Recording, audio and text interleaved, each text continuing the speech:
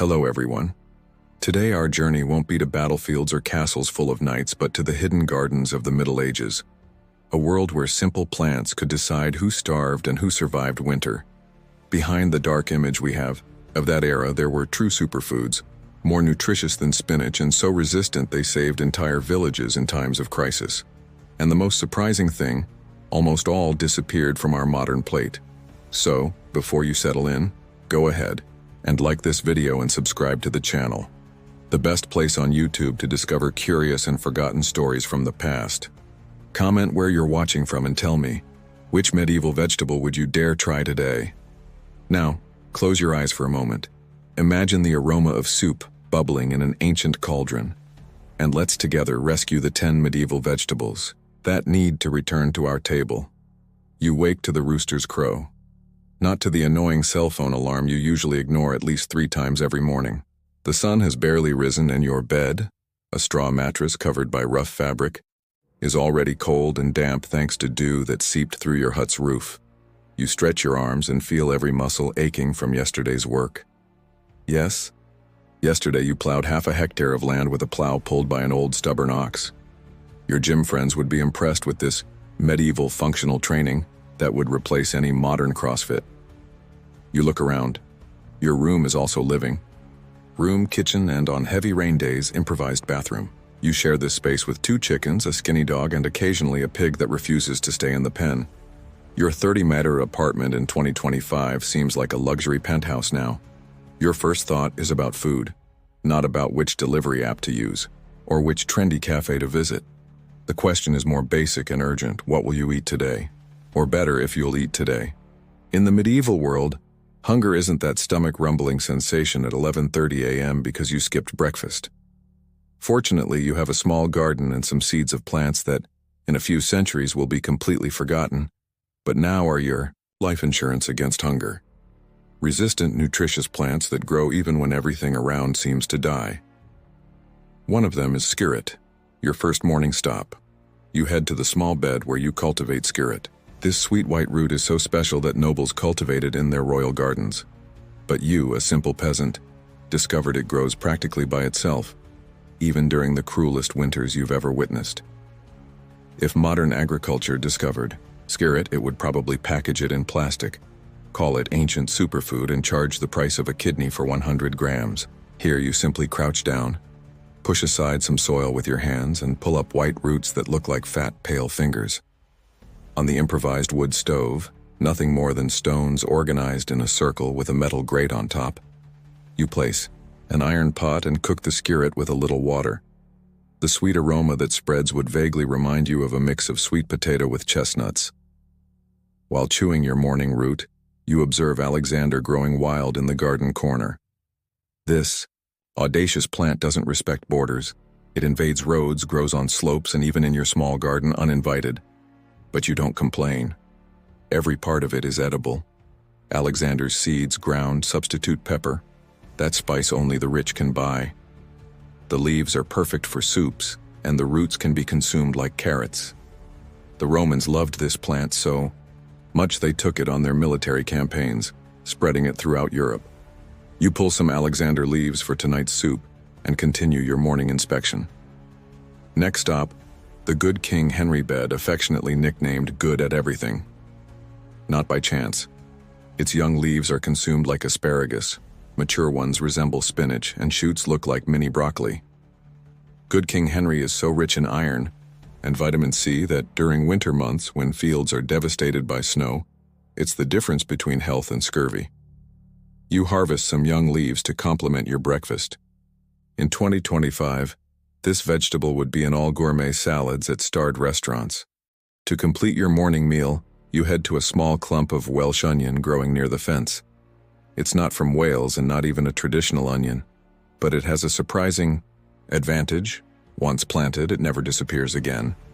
Welsh onion sprouts year after year, providing green leaves that resist cold like stoic soldiers. It's your lifetime stock of fresh seasoning. In 2025, it would be the dream of any urban garden enthusiast.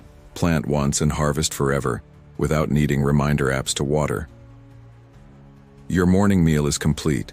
Cooked skirret roots, young good, King Henry leaves and a handful of chopped Welsh onion on top. No avocado toast or almond milk coffee. But surprisingly, it's a more nutritious meal than many modern ultra-processed breakfasts.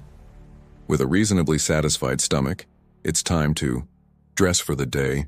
Your clothing selection consists of exactly two options: what you're wearing now, which you also wore yesterday, or your other tunic, slightly less dirty, saved for special occasions like going to church or the village market. Your shirt is rough linen, which itches as if you were wearing sandpaper, but has the advantage of absorbing sweat well. Crucial, considering your next complete bath is scheduled for a few weeks or months depending on the season. Over it, you wear a thick wool tunic ideal for cold days. Wool, when wet, still maintains some warmth, perfect for medieval Europe's unpredictable climate. Your pants are simple, tied at the waist with rope and end just below the knees. Your feet are protected by raw leather shoes made by yourself last winter. They're beginning to disintegrate at the tips but should last a few more months. If they don't hold up, you'll simply walk barefoot like many of your neighbors do. The hygiene issue is complicated. Your concept of clean in 2025 and the medieval concept are as different as a smartphone is from a stone. You wash your hands and face occasionally in a bucket of cold water, and that's already considered good personal care. Brushing teeth? This happens when you chew a willow branch, whose bark contains compounds similar to aspirin, helping relieve dental pain. Toothpaste is a mixture of ashes, salt, and a bit of wild mint you harvest yourself. Your breath? Better not comment. As for hair, it's always covered by a simple hat or tied cloth, not for style but necessity. It helps hide dirt and keep lice away.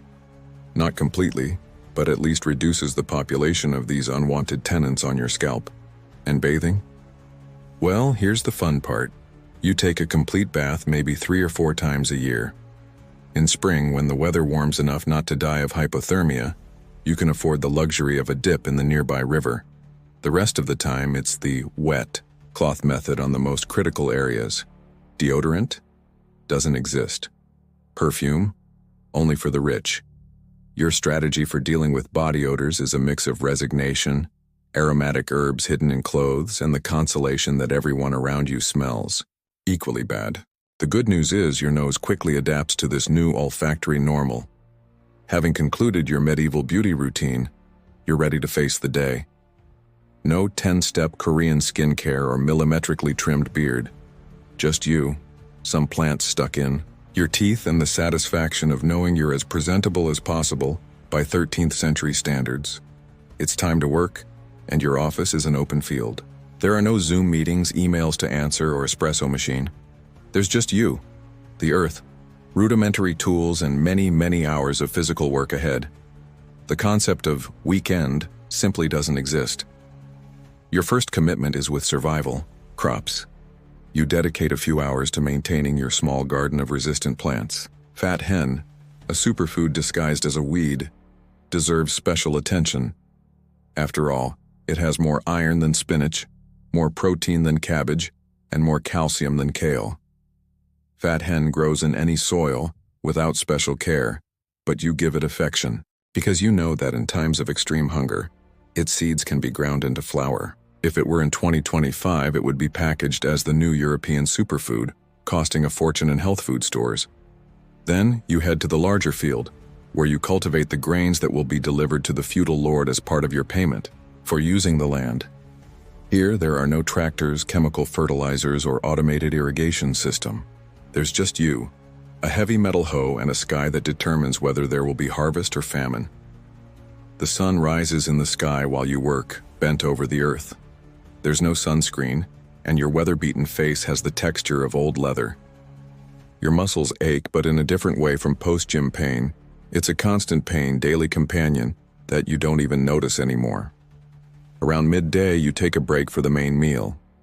You remove from a cloth bag a piece of dark, dense rye bread, nothing like the fluffy, industrialized breads of 2025. Along with it, some nuts collected last autumn, and a piece of homemade cheese, hard as stone. You share this simple meal with other peasants working in neighboring fields.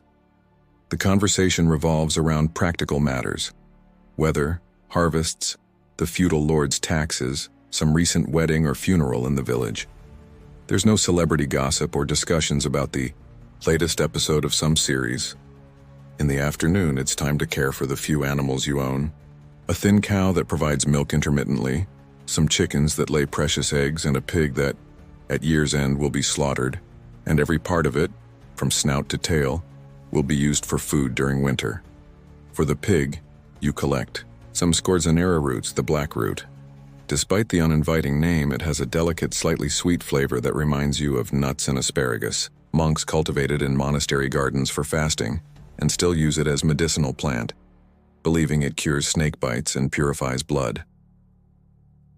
The most impressive thing about scorzonera is that it can be stored in damp sand for months, guaranteeing food until spring. In 2025, it would be rediscovered as a nutritious, long-lasting ingredient, an ally against food waste in a world obsessed with sustainability. As the sun begins to set, you collect firewood for tonight's fire. In your world, there are no switches to turn on lights or thermostats to regulate temperature. Fire is your source of light, heat, protection, and the center of all nighttime activity. Returning to your hut, it's time to prepare the evening meal. Your kitchen consists of an area on the packed earth floor with some stones organized in a circle to contain the fire. There's no stove, electric oven, microwave, or any other appliance you considered basic in 2025. Your refrigerator is a hole dug in the ground, covered by stones, where some foods can stay relatively fresh longer. Your pantry consists of baskets hung from the ceiling to keep rats and insects away from dry foods, and herbs hung to dry near the fire.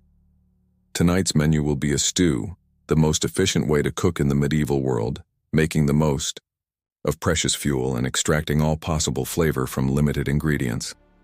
You start by putting water in an iron pot over the fire. Salsify roots, also called the poor man's oyster, due to their marine flavor, are the first to enter the pot. This unattractive-looking vegetable hides creamy, tasty pulp that medieval monks cultivated in monastic gardens for religious fasting days, when they couldn't eat meat. The curious thing is that salsify can be harvested even at winter's peak, when almost nothing survives in the field. In 2025, sophisticated European restaurants would begin rediscovering this vegetable, offering it as rare delicacy. Here, it's just your daily food, an ally against hunger. To flavor the stew, you add a small amount of precious lovage, a forgotten herb with intense flavor, similar to celery, but much more powerful. A single branch is enough to season an entire pot. Romans already considered it essential, and medieval monks continued cultivating it in monastic gardens. Besides culinary use, lovage is medicine. It helps digestion, reduces swelling, and is indicated for kidney pain. In 2025, in a world obsessed with exotic imported seasonings, lovage would be like rediscovering a local super seasoning, versatile and durable, but now, almost no one knows its name or flavor. To thicken the stew, you add a handful of ground Alexander seeds and some chickweed leaves, a simple weed that multiplies uncontrollably but hides incredible power. It has 7 times more vitamin C than oranges. During harsh winters when scurvy threatened entire populations, it saved lives. The fire crackles while the stew's aroma fills your small hut. Smoke partially escapes through a hole in the roof, but most remains inside, making your eyes burn. There's no hood, exhaust fan, or ventilation system. Just you, occasionally coughing, while stirring the cauldron. Finally, your dinner is ready. You serve the stew in a hand-carved wooden bowl and accompany it with a piece of the same dense, dark bread you ate earlier. There's no cutlery, just a wooden spoon and your fingers. Napkins? Your sleeve serves perfectly for this purpose. The flavor is surprisingly complex. Umami from the roots, spiciness from the herbs, a mineral touch from well water. If a contemporary chef tasted it, they'd probably call it rustic and authentic and put it on the menu for an absurd price. For you, it's just possible food with what the earth offers. With a satisfied belly, you sit near the fire and observe through the small window, which is more a crack in the wall, the night sky.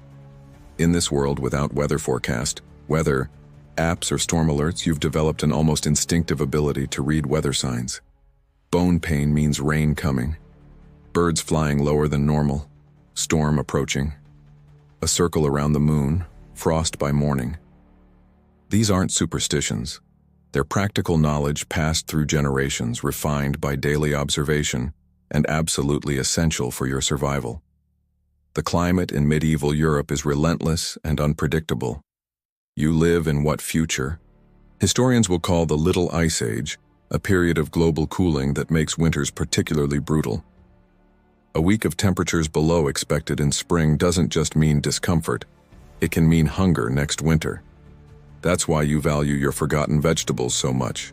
Skirret, for example, survives the harshest winters, multiplying alone even when snow covers the ground. Peasants call it the comfort of the poor table, because it always guarantees food when other crops fail. Similarly, Good King Henry, nicknamed All Good, returns year after year, like a gift from nature. When fields are devastated by winter, its leaves rich in iron and vitamin C are crucial for maintaining health. In a world without vitamin supplements or pharmacies, plants like this are literally a matter of life or death. Work routine changes drastically with seasons. In summer, you work from sunrise to sunset, about 16 hours a day. In winter, with thaw and seit, much shorter days, fieldwork diminishes, but other tasks occupy your time: repairing tools, weaving baskets, reinforcing the house roof, making tallow candles for dark months. Seasons also determine what you eat. In late summer and early autumn, there's relative abundance. Fruits, fresh vegetables, eggs, milk. You eat well and try to preserve as much as possible for scarcity months, drying fruits, making preserves in salt or vinegar, burying roots in sand. Winter is the season of fear. Your meals become monotonous and scarce.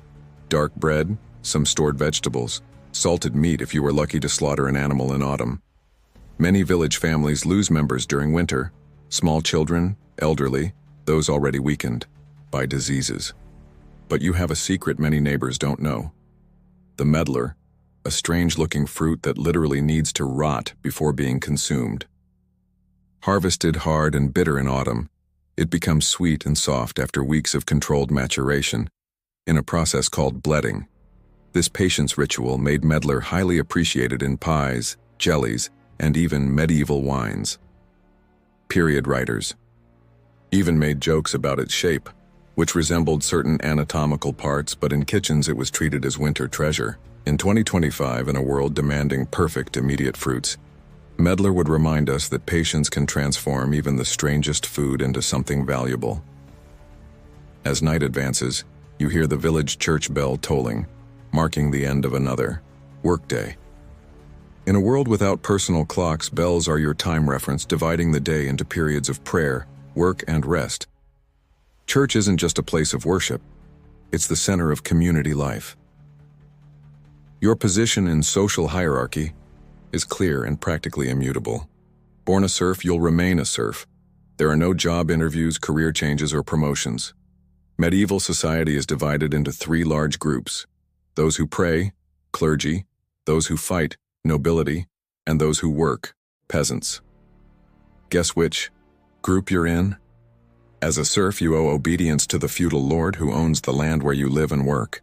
In exchange for protection and the right to cultivate a piece of land for subsistence, you deliver a significant part of your production, provide services on the lord's property, and pay taxes for practically everything. Want to grind your grain? There's a tax to use the lord's mill. Want to marry? Another tax. Your child was born? Another tax.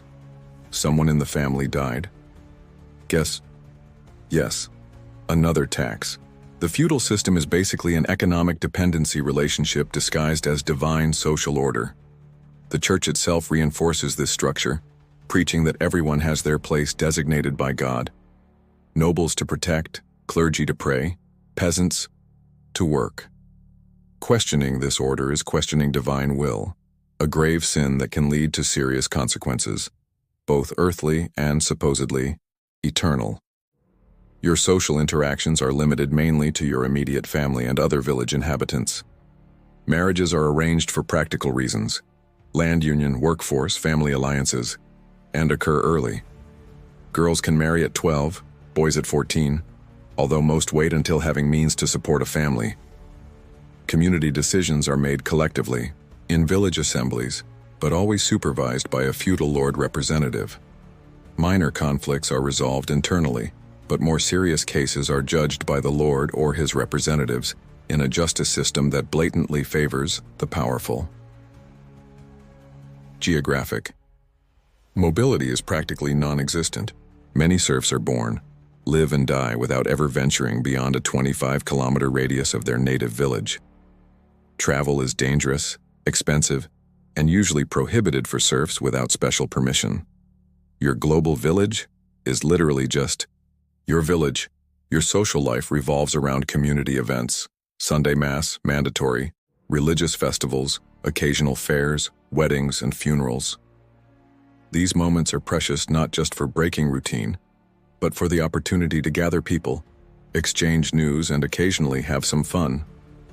Among the few moments of joy are harvest celebrations, when there's food in relative abundance. On these occasions, your forgotten vegetables gain special prominence. A robust skirret soup, bread filled with fat hen seeds, Alexander preserves for future months. Night has fallen completely. Before sleeping, you kneel before a small wooden cross hanging on your hut's wall and murmur prayers in Latin you barely understand. Religion isn't a choice or part of your life. It's the fabric that permeates your entire existence. The Catholic Church dominates not just spiritual life, but also politics, economy, and culture. The calendar is organized around religious festivals. Knowledge is controlled by clergy, and even commercial transactions are regulated by ecclesiastical laws against usury, charging interest. Days of the week, months, and seasons are marked by saints, martyrs, and religious celebrations. You don't say Tuesday, May 15th, and you say St. Isidore's Day or third day after Pentecost.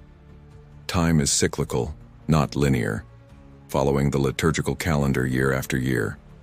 The spiritual world is as real and present as the material. Angels and demons are tangible entities that influence your daily life.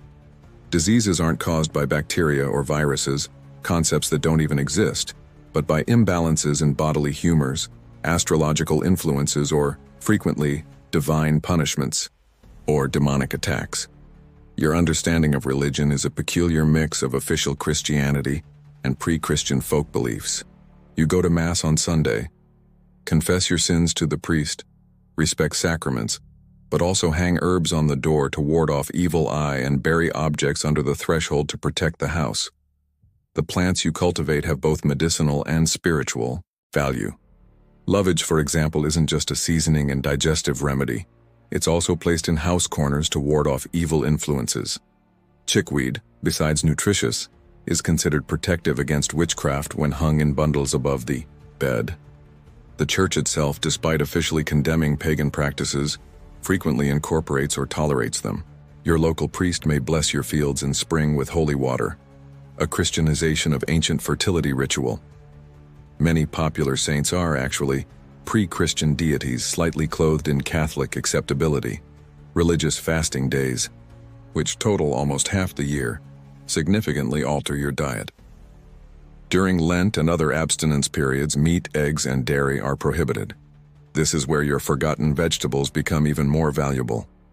Salsify, for example, also called the poor man's oyster, was especially cultivated by monks for religious fasting days when they couldn't eat meat. Its marine flavor made it an acceptable substitute for fish, which was permitted even during fasting. Similarly, scorzonera, the black root, was cultivated in specific monastic gardens for the Lenten period. It was believed that, besides nutritious, it purified blood. An important concept in an era that saw physical purification as parallel to spiritual. Unable to sleep, you decide to walk to the nearby village. The starry sky is your only illumination, much brighter than in 2025, when cities' light pollution erased most stars. Here, the Milky Way spreads like a river of light above your head. The village is a grouping of about 200 people in huts similar to yours, organized around a central square, where the church, communal well, and occasionally a market are located.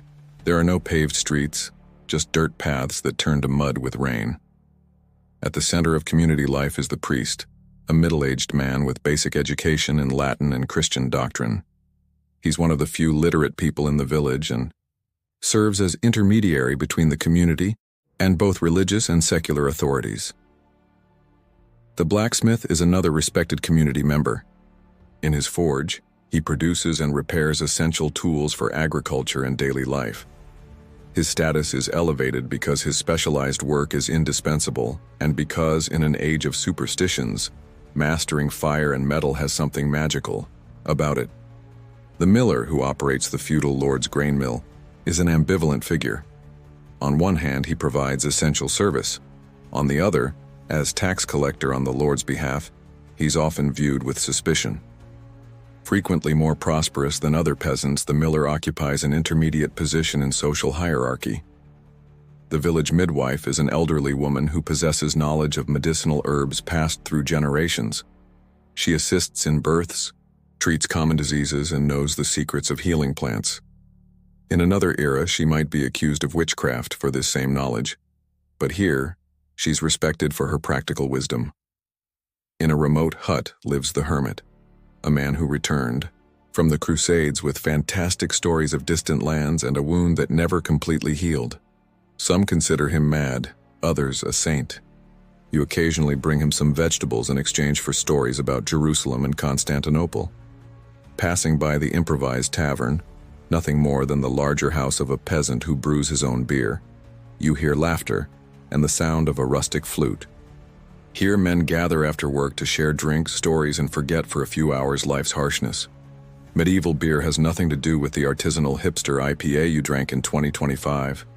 It's a cloudy, low-alcohol drink, frequently consumed at breakfast, by everyone including children, since it's safer than potentially contaminated well water. At the village's edge, away from other houses, are some even more precarious huts where the outcasts live. A family with leprosy history, a man with epilepsy, considered demonic possession, and a widow accused of having evil eye.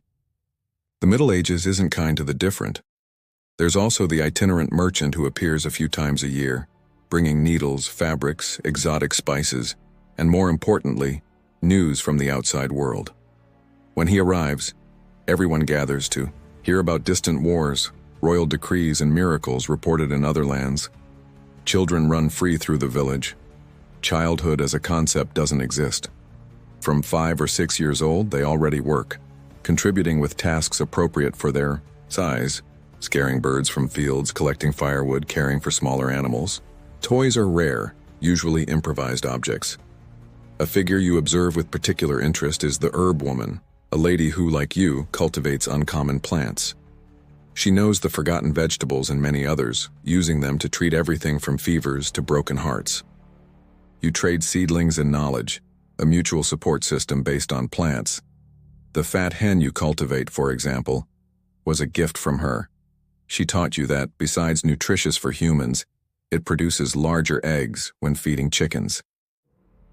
During hunger periods, you share seeds with her, which she transforms into flour for the most needy families. While walking back to your hut, you encounter the blacksmith's apprentice, a young man of approximately 15 years. He's one of the few in the village with a chance for social mobility. If he masters the craft, he can become a blacksmith in another village, maybe even in a city. He displays a recent burn on his arm like a medal of honor. Back at your hut, you lie on your straw mat, thinking about the world beyond the village.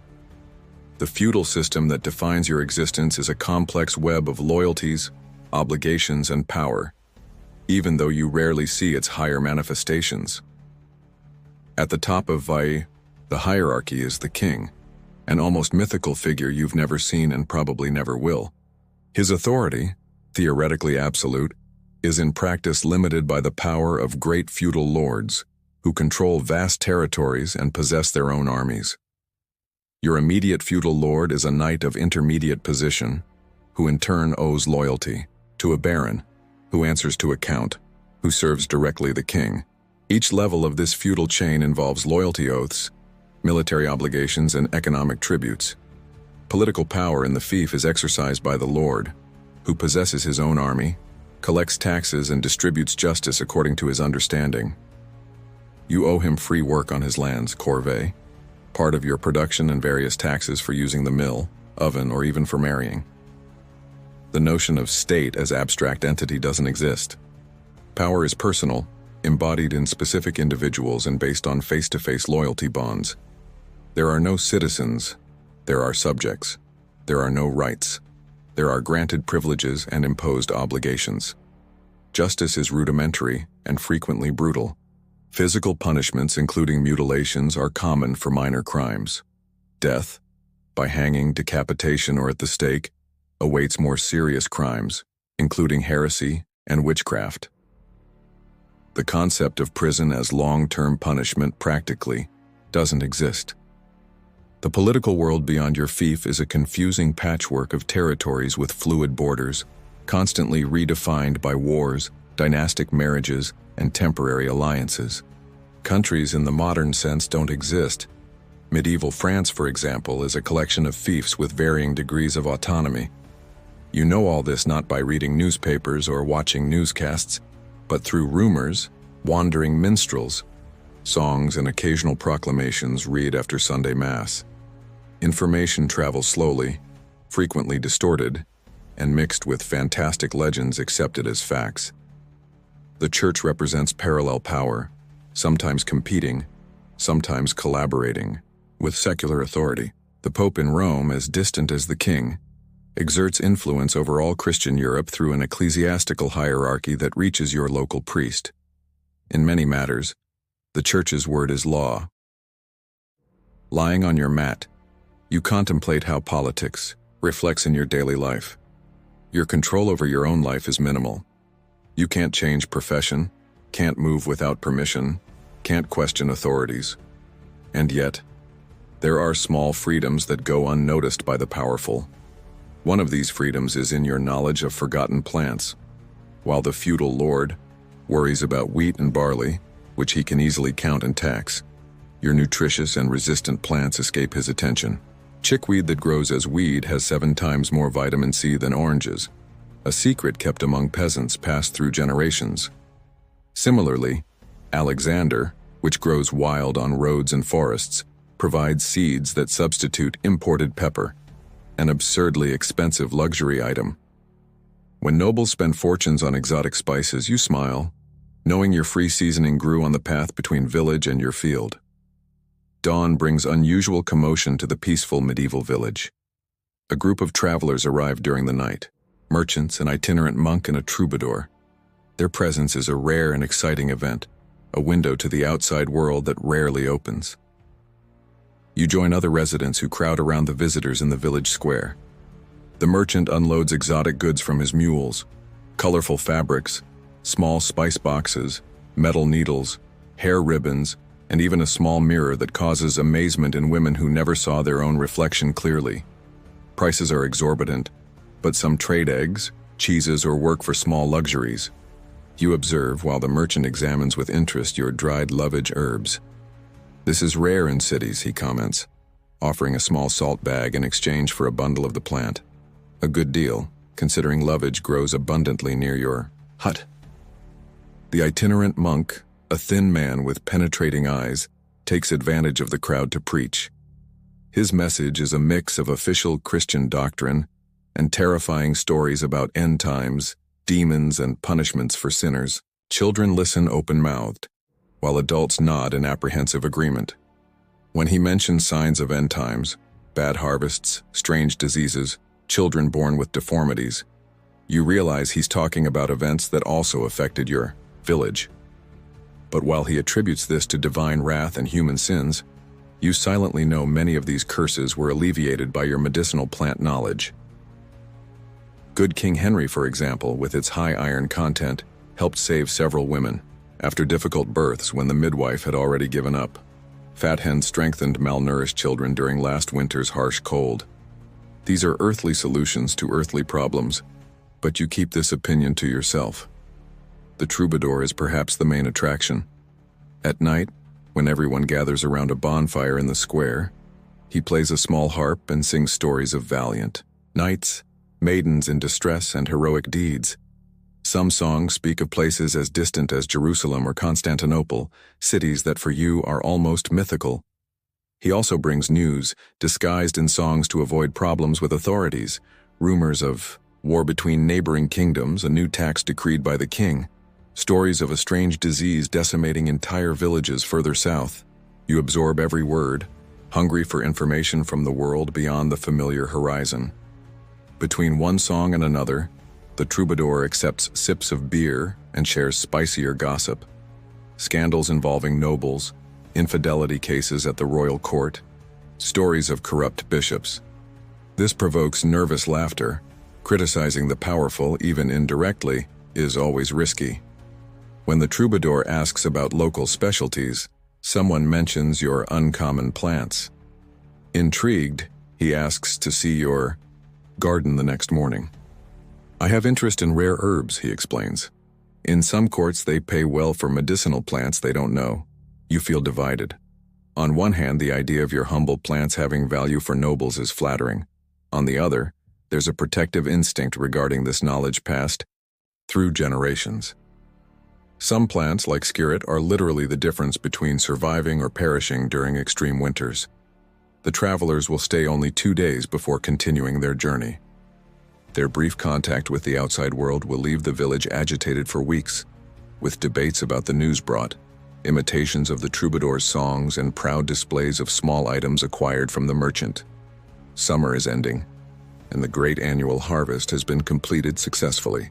It's time for the most important celebration on the peasant calendar, the Harvest Festival, a rare moment of abundance and joy in a year marked mainly by hard work and constant worry about survival. The entire village gathers in the central square, which has been decorated with wheat bundles, wildflowers, and seasonal fruits. Even the feudal lord and his family attend, in a rare demonstration of communion with the serfs. Of course, they sit at an elevated table and eat from pewter plates, not wooden bowls like you. Food is more abundant than at any other time of year. An entire ox is being roasted on a giant spit, turning slowly over coals. Breads of various types, far beyond the dark, dense daily bread, have been baked in the communal oven. There's fresh beer in barrels and even some wine bottles for the village's most important. You brought your special contribution, a medlar pie, that strange fruit that needs to rot before being consumed. The bledding process is complete, transforming the hard, bitter fruits into sweet, perfumed pulp that you mixed with honey and nuts, all covered by a pastry crust. Children run and play, freed from their duties for a day. Young people participate in improvised competitions, stone throwing, sack races, friendly wrestling. Older ones sit in groups drinking and recalling past harvests, some better, others worse than the current one. You notice the feudal lord observes your medlar pie with interest. The troubadour must have mentioned your uncommon plants. With a gesture he calls you to approach, a frightening honor. I heard you cultivate rare plants, he says, while tasting a piece of the pie. Impressive. Perhaps we should have some of these in the castle garden. It's a moment of pride mixed with apprehension. Being noticed by the Lord can mean privileges, but also more obligations. You humbly explain about medlar, skirret, and other plants, emphasizing their value for survival during difficult times. The Lord seems more interested in exotic flavor than nutritional properties, but nods with approval. Music begins with simple instruments, a bone flute, a drum of skin stretched over a hollow trunk, a rustic rebec. The rhythm is contagious, and soon everyone is dancing in concentric circles. Peasant dances are vigorous, with many jumps, claps, and shouts, a rare moment to release tensions accumulated during months of work. You join the dance, holding the calloused hands of your neighbors. For a few hours, rigid hierarchies, worries about the coming winter, and constant body pains are forgotten. It's a reminder that, even in a life dominated by the struggle for survival, there's room for joy. As night advances, stories are told around the bonfire. Elders speak of winters so harsh that wolves entered the village, of miraculous harvests after prayers to specific saints, of strange apparitions in forests. The line between history and superstition is thin, but nobody cares. Narrative is what matters. Many of these stories involve plants, both common and forgotten ones you cultivate. An elderly lady tells how chickweed saved the village during a fever epidemic 30 years ago. Another relates how rival Lord's soldiers were repelled when they ate poisoned bread with an herb that grew only in the local swamp. You realize these narratives are more than entertainment. They're how knowledge is preserved and transmitted in a society where few can read and write. The chickweed story contains precise instructions on how to prepare it to lower fevers. The tale of poisoned soldiers is a warning about which plants are toxic. The festival continues until stars begin to disappear, and dawn's first blush tints the horizon. Tomorrow, work routine will resume.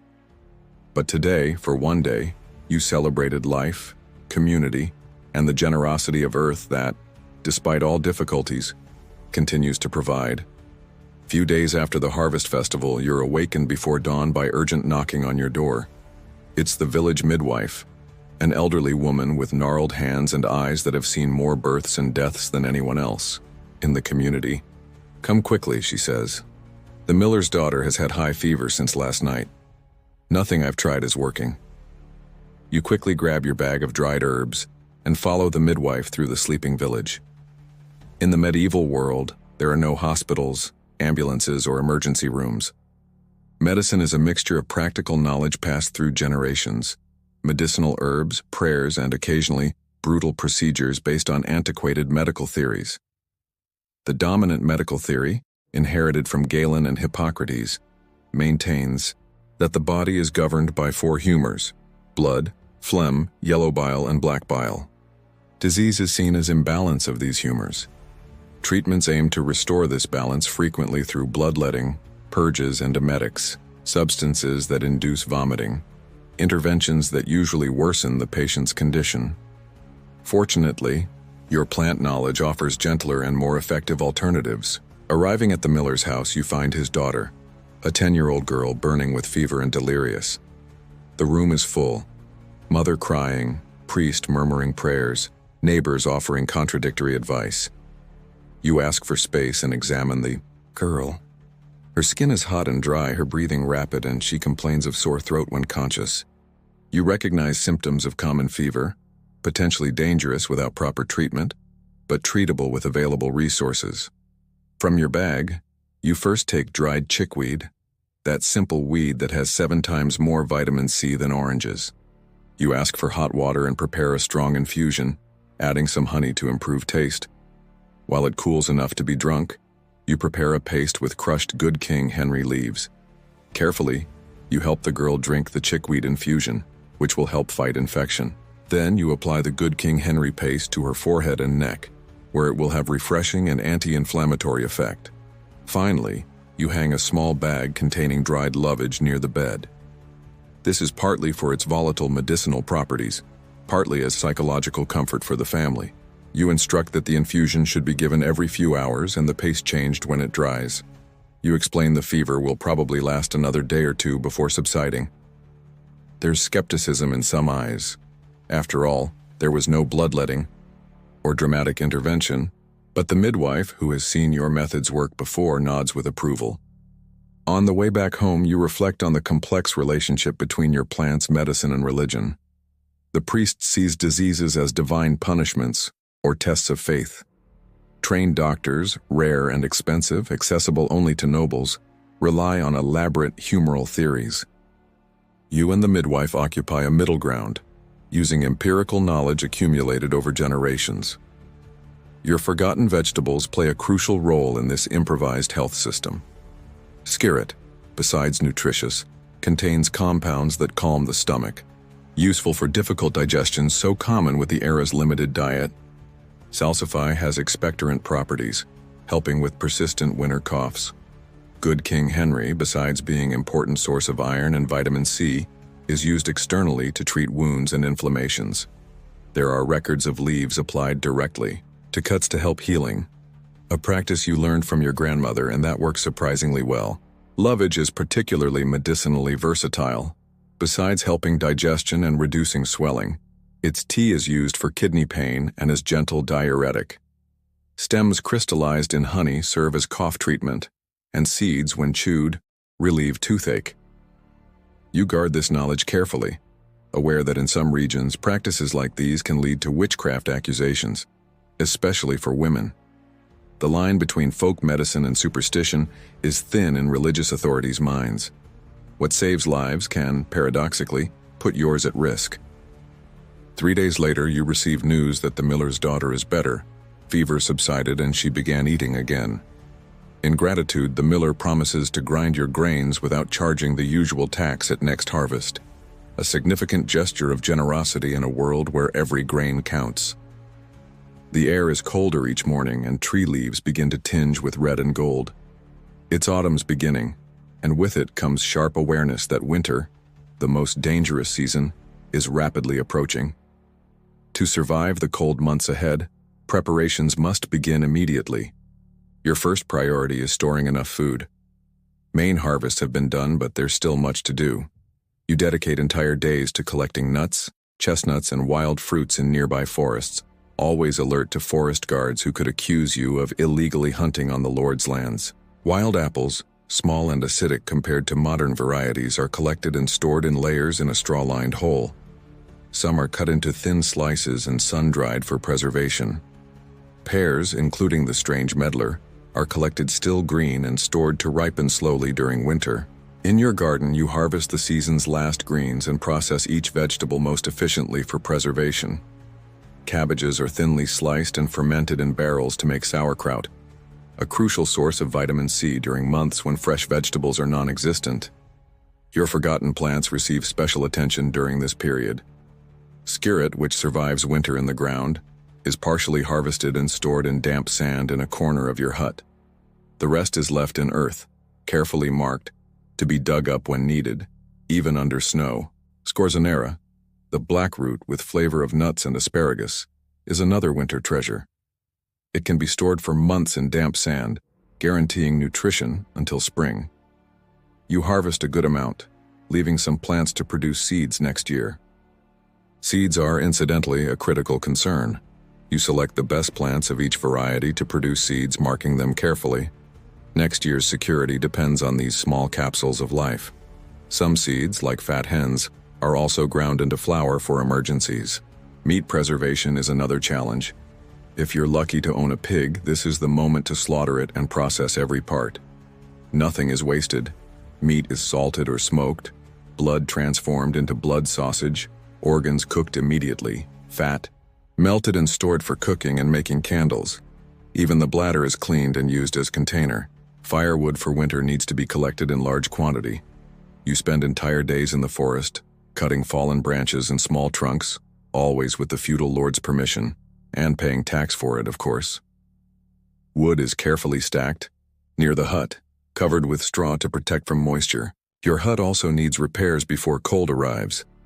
You reinforce the straw roof, plug holes in walls with a mixture of clay and straw, and stock dry hay to insulate the floor during coldest nights.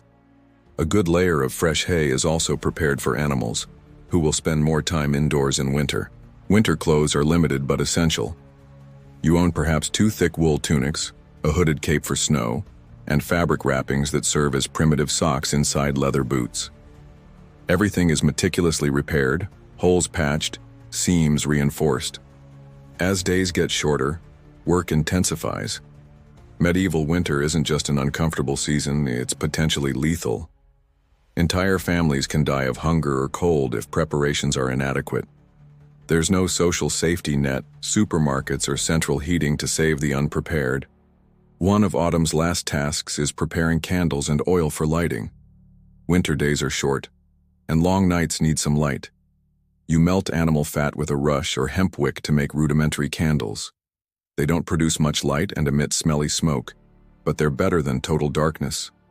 With all these preparations, you feel reasonably secure to face the difficult months ahead. Your knowledge of forgotten vegetables gives you an advantage over many neighbors. Plants like skirret, which can be harvested even under snow, represent life insurance when other foods run out.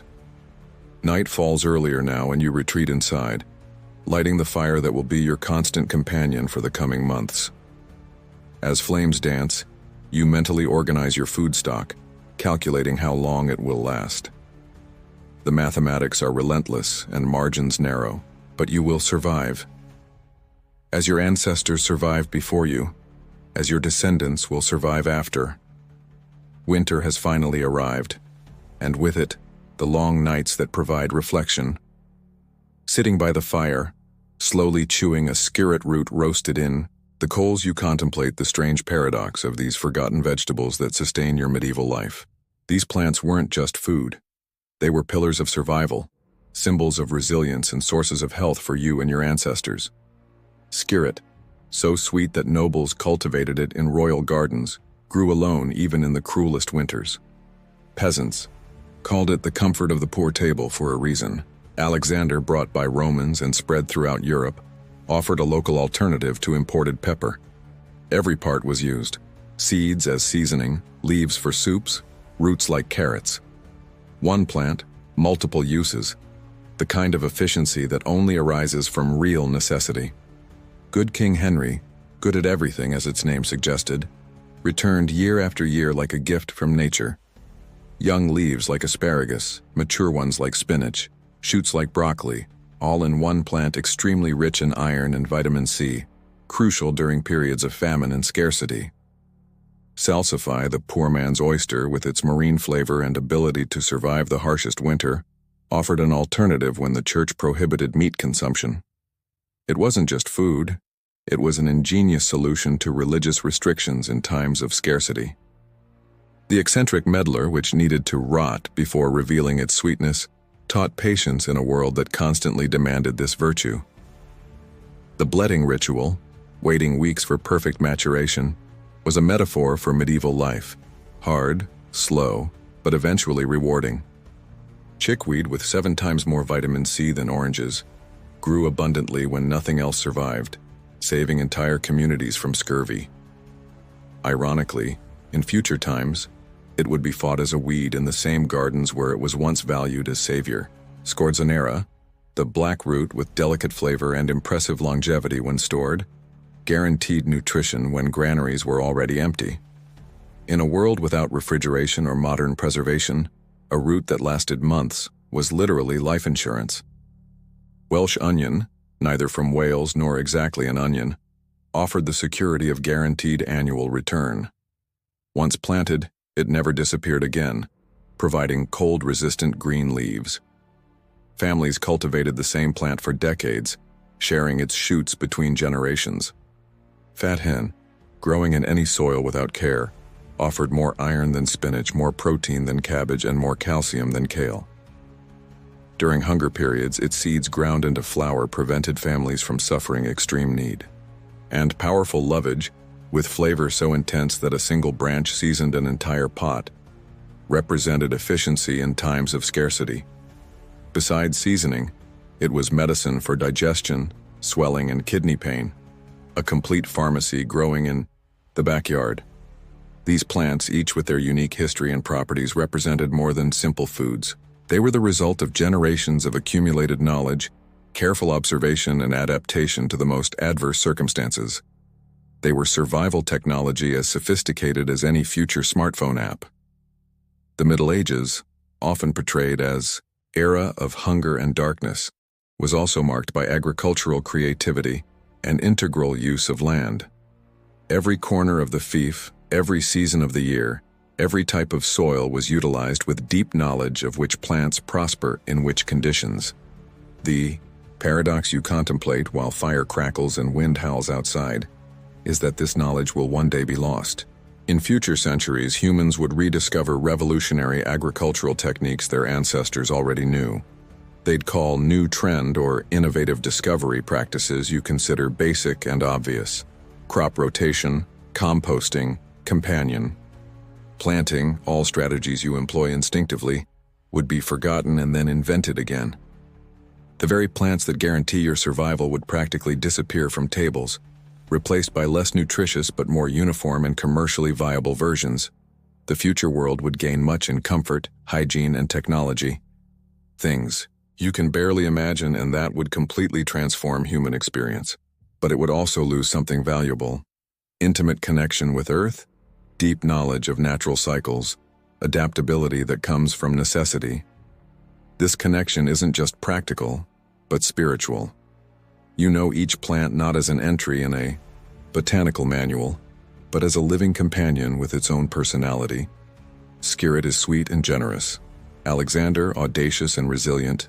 Medlar, patient and rewarding. Your relationship with these vegetables is partnership, not domination. You observe, learn, adapt to their needs, and in return they provide sustenance, healing, and protection against hunger. It's a collaborative dance with nature, not an attempt to subjugate it through monocultures and chemicals. Even class differences in medieval society are visible through plants. While nobles prefer fatty meats and white breads of pure wheat, considering vegetables as peasant food, you secretly know your diet, despite more modest, is frequently more nutritious and balanced. Fat hen, for example, despised as weed by educated court doctors, has more protein, iron and calcium than many cultivated vegetables. Lovage, growing freely at your garden's edges, offers more flavor than many exotic spices imported at gold's weight for lordly tables. There's subtle irony in this. While the powerful spend fortunes on rare ingredients they believe promote health and longevity, many of the most medicinal and nutritious plants grow literally under their feet, ignored for not having the prestige of coming from distant lands. You think of future generations who will one day look at the medieval past with a mixture of fascination and horror. They'll see only dirt, diseases, brutality, and superstition. They won't understand the depth of practical knowledge, daily ingenuity, intimate collaboration with nature that defines your existence. Who knows, you reflect while adding another piece of wood to the fire. Perhaps one day these forgotten vegetables will be rediscovered. Perhaps in a distant future, when humans perceive the limits of industrialized food systems, they'll return to valuing diversity, resilience, and adaptability of these ancient plants.